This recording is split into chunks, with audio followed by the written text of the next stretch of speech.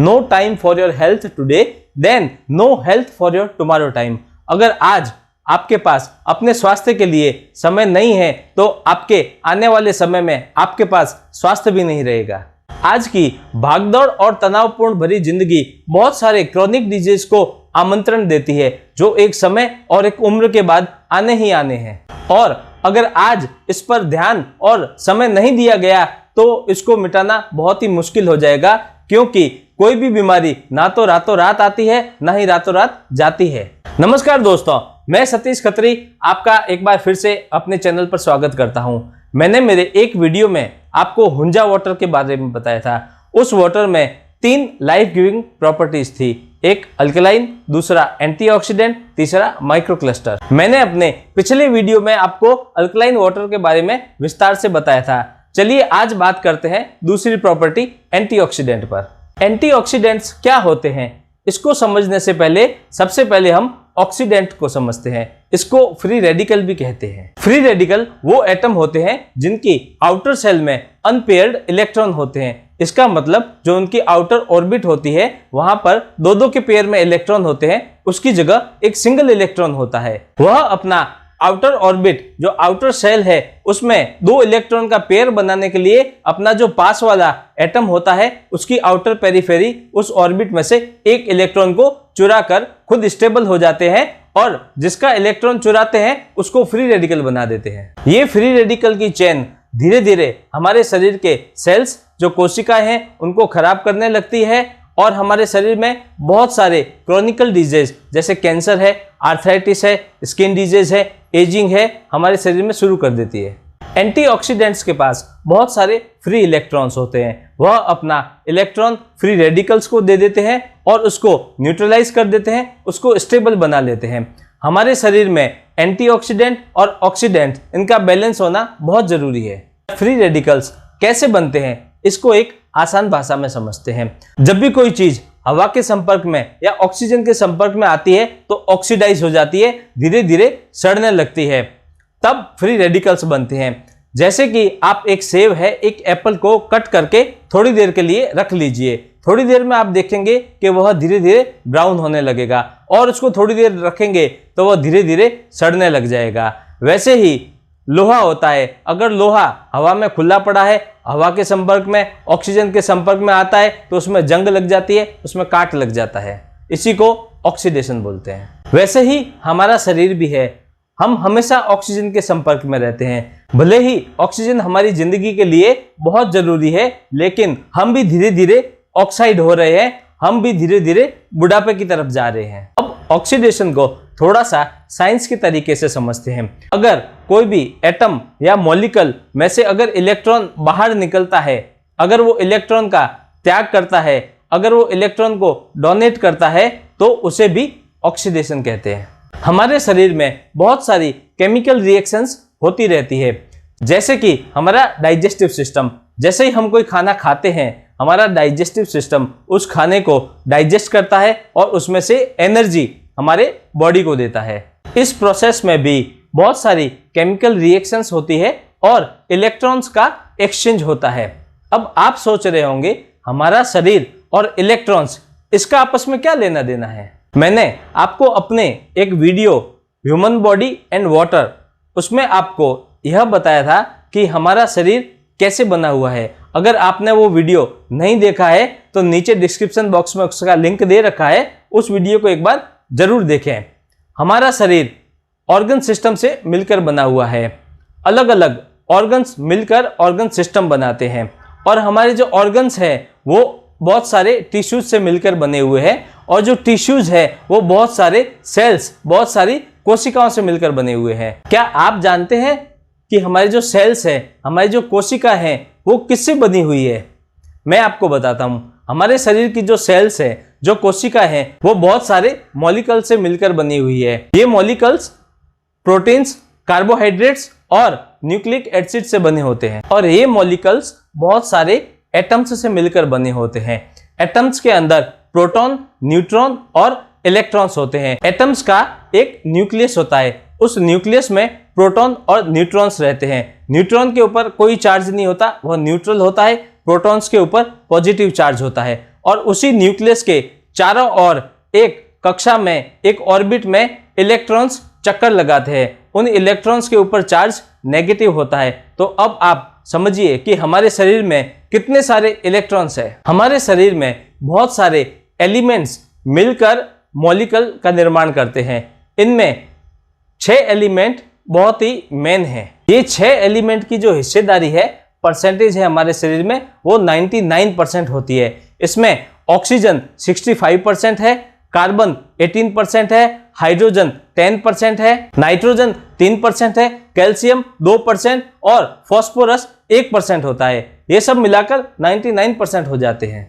और बाकी जो 1% है उसमें sodium, potassium, chloride, magnesium, copper, iron, sulphur और भी बहुत सारे एलिमेंट्स होते हैं। एक एलिमेंट के जो आउटर सेल है उसका इलेक्ट्रॉन दूसरे एलिमेंट के आउटर सेल के इलेक्ट्रॉन से एक केमिकल बॉन्ड बनाता है। जब भी ऑक्सीडेशन होता है तो वो इलेक्ट्रॉन उस बॉन्ड में से बाहर निकल जाता है और हाई रिएक्टिव फ्री रेडिकल्स बनाता है, जहां पर इलेक्ट्रॉन का पेयर टूट जाता है और अनशेयर्ड इलेक्ट्रॉन रह जाता है। यह फ्री इलेक्ट्रॉन हमारे शरीर के जो दूसरे हेल्दी मॉलिक्यूल्स है उनमें से एक इलेक्ट्रॉन चुरा लेता है, खुद स्टेबल बनकर उसको फ्री रेडिकल बना देता है और उस हेल्दी मॉलिक्यूल को डैमेज करता है। यह रिएक्शन कंटिन्यूअस चलती रहती है। इस रिएक्शन में सेल का डीएनए डैमेज हो जाता है। डीएनए डैमेज होने से उसका न्यूक्लियस डैमेज हो जाता है और लास्ट में सेल डैमेज होने लगता है। और यह जो डैमेज सेल है, इसके जो फ्री रेडिकल्स है वो उस सेल के आसपास के जो दूसरे सेल्स है उनको भी डैमेज करना स्टार्ट कर देते हैं और उसी को ऑक्सीडेटिव स्ट्रेस बोलते हैं। और यह जो डैमेज सेल है यह अपने ऑर्गन को भी डैमेज कर देती है और यही मल्टीपल ऑर्गन के डैमेज एक ऑर्गन सिस्टम को डैमेज कर देता है।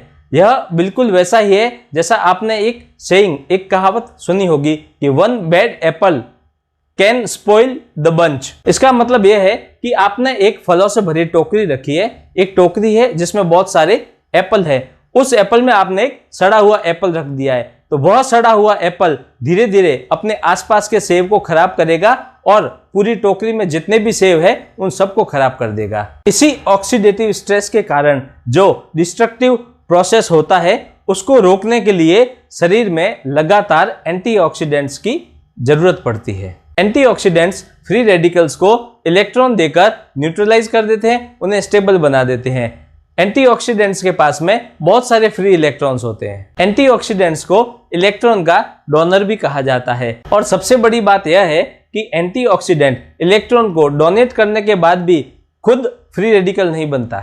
वैसे तो हमारा शरीर खुद ही कुछ एंटीऑक्सीडेंट्स बनाता है जो हमारे शरीर में फ्री रेडिकल्स को न्यूट्रलाइज कर देता है, लेकिन साथ ही साथ कुछ ऐसे बैक्टीरियाज होते हैं उनसे लड़ने के लिए भी हमें फ्री रेडिकल्स की जरूरत पड़ती है। जब हमारे शरीर में फ्री रेडिकल्स की मात्रा बढ़ती है और एंटीऑक्सीडेंट्स की मात्रा घटती है तो यह इम्बैलेंस बहुत सी बीमारियों का कारण बनता है और इसमें एक सबसे बड़ा फैक्टर है एजिंग। ऑक्सीडेटिव स्ट्रेस आने के बहुत सारे कारण हैं जो हमारे शरीर में फ्री रेडिकल्स बनाते हैं, जिसमें आपका डाइट सबसे इंपॉर्टेंट है। Smoking, alcohol, pesticides, exposure to toxins, inadequate intake of fruit and vegetables. अगर आप बराबर मात्रा में फ्रूट और वेजिटेबल्स नहीं लेते हैं, कॉन्टामिनेंट्स, एक्सेसिव एक्सरसाइज, अगर आप बहुत ही ज़्यादा एक्सरसाइज करते हैं तो इनएडिक्वेट अमाउंट ऑफ फिजिकल एक्टिविटी, अगर आप फिजिकल एक्टिविटी कम भी करते हैं तो भी आपके शरीर में फ्री रेडिकल्स बनते हैं।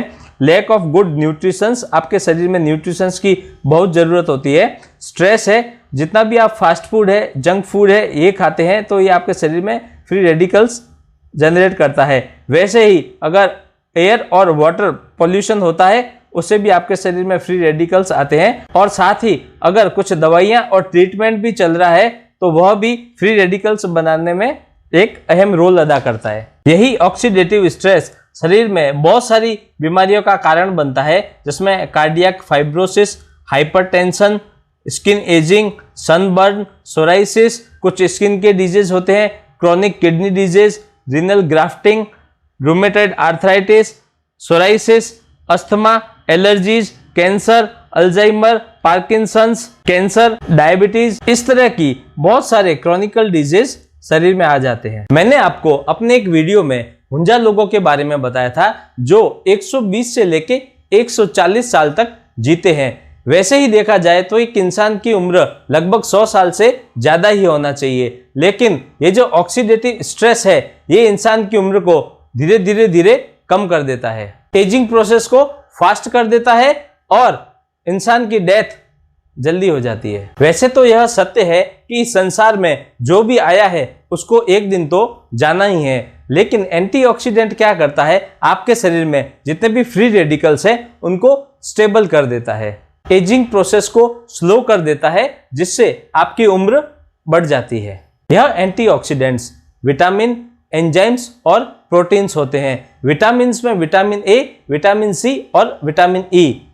यह एंटीऑक्सीडेंट हमें फ्रूट्स में से, जिसमें सिट्रिक्स फ्रूट जो खट्टे फ्रूट होते हैं उनमें से, वेजिटेबल्स में से, मसालों में से, दालों में से, नट्स में से और सीड्स में से मिलते हैं। साथ ही साथ ये एंटीऑक्सीडेंट का एक सोर्स और भी होता है, वह है ग्रीन टी। आजकल आपने टीवी में ग्रीन टी की बहुत ऐड देखी होगी, उसमें यह बोलते हैं कि आदत डाल लो। यह ग्रीन टी एंटीऑक्सीडेंट और एंटी एजिंग का काम करती है। साथ ही साथ ये एंटीऑक्सीडेंट्स आप कुछ सप्लीमेंट्स में से भी ले सकते हैं, जिनमें से एक मेन है विटामिन सी की टैबलेट्स। इसके अलावा बहुत से ऐसे सोर्सेज हैं जहां से आपको ये इलेक्ट्रॉन्स फ्री में मिल सकते हैं। डॉक्टर जेरी टेनेंट ने अपनी एक बहुत ही famous book healing the voltage में इन सोर्सेज के बारे में बहुत ही डिटेल में बताया है और साथ में यह भी बताया है कि ऐसे और कौन से कारण हैं जिन कारण से आपके शरीर में से इलेक्ट्रॉन्स बाहर हो जाते हैं। इसमें से सबसे पहला और मेन सोर्स है हमारी धरती, हमारी अर्थ। हमारा धरती इलेक्ट्रॉन्स का एक बहुत बड़ा खजाना है। अगर आप नंगे पैर घास पर चलते हैं या मिट्टी पर चलते हैं तो आपको बहुत सारे इलेक्ट्रॉन्स मिलते हैं और यह आपको चार्ज कर देते हैं। अगर आप शूज पहनते हैं तो आपका धरती से कांटेक्ट नहीं हो पाता है और आप इलेक्ट्रॉन्स नहीं गेन कर पाते हैं। दूसरा है पानी, ग्राउंड वाटर या मूविंग वाटर। इसमें बहुत सारे इलेक्ट्रॉन्स होते हैं। जैसे कि अगर आप नदी में स्विमिंग करते हैं तो आपको बहुत से इलेक्ट्रॉन्स मिलते हैं। बारिश में अगर आप नहाते हैं तो आपको बहुत सारे इलेक्ट्रॉन्स मिलते हैं। वैसे ही हमारे घर में जो पानी आता है उसमें क्लोरीन, फ्लोराइड मिलाया जाता है। यह क्लोरीन इलेक्ट्रॉन का बहुत बड़ा स्टेलर है। यह आपके शरीर में से इलेक्ट्रॉन ले लेता है। तो आप जो नल का पानी पीते हैं या आपके बाथरूम में जो शॉवर है उससे आप स्नान करते हैं तो आपके शरीर में से इलेक्ट्रॉन्स बाहर हो जाते हैं। दूसरा ही वैसा ही एक कारण है, अगर आप स्विमिंग पूल में स्नान करते हैं, वह स्विमिंग पूल स्टैग्नेंट वाटर है, एक स्थिर वाटर है और उसके अंदर क्लोरीन डाला जाता है। वह क्लोरीनेटेड वाटर आपके शरीर में से बहुत सारे इलेक्ट्रॉन निकाल लेता है। आपने एक चीज नोटिस किया होगा, जब भी आप स्विमिंग पूल में नहाते हैं तो नहाने के बाद आपको थकान महसूस होती है, लेकिन जब भी आप नदी में स्विमिंग करते हैं या बारिश के पानी में नहाते हैं तो आपको कभी भी थकान नहीं होती है। तीसरा इसमें से सोर्स है, वह है खाना। अगर आप कच्चा खाना खाते हैं, अगर आप लाइव फूड खाते हैं, लाइव मीन्स जैसे कोई भी फ्रूट है, वेजिटेबल है, अगर आपने उसको डायरेक्ट तोड़कर खाया है, और साथ ही साथ अगर आप होल फूड खाते हैं तो आपको इलेक्ट्रॉन्स मिलते हैं। वैसे ही अगर आप कोई भी कार्बोनेटेड ड्रिंक, कैफिनेटेड ड्रिंक, कोई भी alcoholic beverages, fast food, junk food, ये सब लेते हैं, कोई भी प्रोसेस फूड लेते हैं, तो ये आपके शरीर से इलेक्ट्रॉन्स का लॉस करता है। चौथा जो सबसे मेन सोर्स है वह है हवा, ऑक्सीजन। हमारे चारों तरफ जो हवा है उसमें बहुत सारी ऑक्सीजन है। वह ऑक्सीजन इलेक्ट्रॉन्स का एक बहुत बड़ा सोर्स है। इस हवा में आप अगर डीप ब्रीदिंग करते हैं, गहरी गहरी सांसें लेते हैं, तो आपको इलेक्ट्रॉन्स मिलते हैं। साथ ही अगर आप खुली हवा में बाहर नंगे पैर चलते हैं तो भी आपको बहुत सारे इलेक्ट्रॉन्स मिलते हैं। वैसे ही मूविंग एयर, जैसे कि हवा चल रही हो, एयर कंडीशन में आप बैठे हैं, अगर आप पंखे की हवा लेते हैं या हेयर ड्रायर काम में लेते हैं, ये सारी चीजें आपके बॉडी में से इलेक्ट्रॉन्स चुरा लेती है। एक और जो सोर्स है इलेक्ट्रॉन का वह है टच। अगर दो लिविंग थिंग्स टच करती है तो भी उनमें इलेक्ट्रॉन्स के एक्सचेंज होते हैं, जैसे कि हग करना, मसाज करना, या अगर आपके घर में पेट्स है, आप उनको हग करते हैं तो भी आपके शरीर को इलेक्ट्रॉन्स मिलते हैं। आपने मुन्ना भाई MBBS मूवी में जादू की झप्पी सीन तो देखा ही होगा। वह जादू की झप्पी क्या है? अगर आप किसी को हग करते हैं तो आपके शरीर में इलेक्ट्रॉन का एक्सचेंज होता है। अगर आप कभी उदास होते हैं, निराश होते हैं, आपके घर में आपका कोई बड़ा है, आके बोल दे, आपको हग कर ले कि चिंता मत कर, मैं हूं ना, तो आप एकदम रिलैक्स हो जाते हैं। ऐसा क्यों होता है? क्योंकि जब आप हग करते हैं तो आपके शरीर में इलेक्ट्रॉन्स का एक्सचेंज होता है। इलेक्ट्रॉन हायर पोटेंशियल से लोअर पोटेंशियल की तरफ जाते हैं, और जब शरीर में इलेक्ट्रॉन का बैलेंस हो जाता है तब आप मेंटली रिलैक्स हो जाते हैं। उसके बाद जो सोर्स आता है वह है प्रेयर, मेडिटेशन और पॉजिटिविटी। ऑप्टिमिज्म और पॉजिटिविटी ये आपका लाइफ स्पैन को प्रोलॉन्ग करता है, आपका इम्यून हेल्थ को बढ़ाता है और हीलिंग को एक्सेलरेट करता है। और अगर आप पॉजिटिव रहते हैं तो यह पॉजिटिविटी आपके शरीर में इलेक्ट्रॉन्स को अट्रैक्ट करती है। एक बार मैंने आपको यह भी बताया था कि पहले के लोग ज़्यादा लंबा जीते थे, लेकिन अभी जो एवरेज लाइफ है वो कम होने लगी है। तो ऐसा क्यों होता है? तो हम जरा यह भी देख लेते हैं कि हमारे दादा परदादा के टाइम में वो लोग ऐसा क्या करते थे जो लंबा जीते थे। धूप में बाहर काम करना, जैसे खेतों में काम करना है, कहीं आना जाना होता था तो भी वो धूप में जाते थे। आज की तरह गाड़ियां नहीं होती थी, एयर कंडीशन नहीं होते थे, कुएं वाला पानी पीना, अनप्रोसेस्ड खाना खाना, आज की तरह processed food, junk food, fast food ये सारा नहीं होता था। गार्डनिंग करना, बागबानी करना, खेतों वगैरह में काम करते थे, नेचर से कनेक्टेड रहते थे, धरती को अपने हाथ और पैर से टच करना। एक चीज और है, पहले के ज़माने में जब फिशिंग करते थे तब पानी में बहुत घंटों तक मछली पकड़ने के लिए खड़े रहते थे, तो वह जो मूविंग वाटर था वो उनको इलेक्ट्रॉन्स देता था। वैसे ही बारिश में खड़े रहना भी इलेक्ट्रॉन्स देता था। तो ऐसे बहुत से कारण थे जिस कारण से उनको फ्री में बहुत सारे इलेक्ट्रॉन्स मिलते थे, इसलिए वो लोग बीमार नहीं पड़ते थे। और जब हम अपने पीने के पानी की बात कर ही रहे हैं तो क्यों ना हमारा पीने का पानी भी चेक किया जाए कि यह एंटीऑक्सीडेंट है या ऑक्साइड है। यह पानी को चेक करने के लिए पानी का ORP चेक करना पड़ता है। ORP का मतलब होता है ऑक्सीडेशन रिडक्शन पोटेंशियल। जैसे हमने अल्कलाइन पानी को चेक करने के लिए उसमें एक ड्रॉप डाली थी, वैसे ही जो पानी का ORP है उसको चेक करने के लिए एक ऐसा एक ड्रॉप आता है। ये आप देखिए,